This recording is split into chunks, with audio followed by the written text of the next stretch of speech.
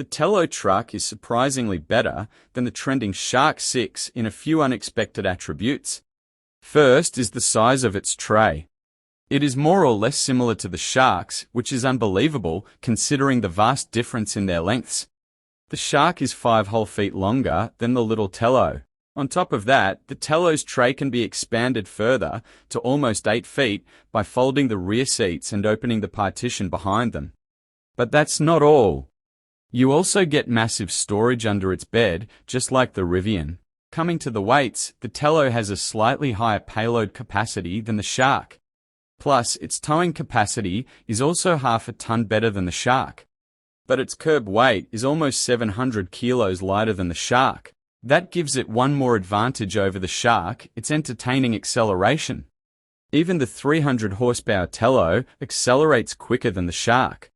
Better power-to-weight ratio, helping its cause, but there's also a 500 horsepower variant of the Telo, capable of sprinting to 100 kph in 3.5 seconds.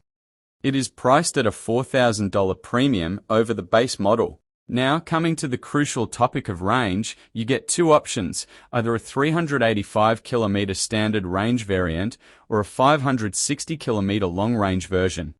But this is where the BYD Shark is better configured for real-world usage. It has a pure EV range of about 80 to 100 kilometers. That is more than sufficient to take care of about 90% of your driving in a year. For the remaining 10%, you have the safety net of a petrol engine. The harsh reality of today's charging infrastructure, or rather the lack of it, means that a pure EV can never give you the utter peace of mind that a hybrid can. Perhaps, Telo should think of filling up the under-bed storage with a 10-kilowatt engine from a Vespa scooter and a small fuel tank. If those things can fit below the Vespa's seat, they can certainly fit below the Telo truck's tray. Second aspect where the Telo falls short is the interiors. They are worse than a $9,000 BYD Seagull. The whole shtick about sustainable materials is to prevent you from complaining about them. The Shark's interiors are in a different league altogether.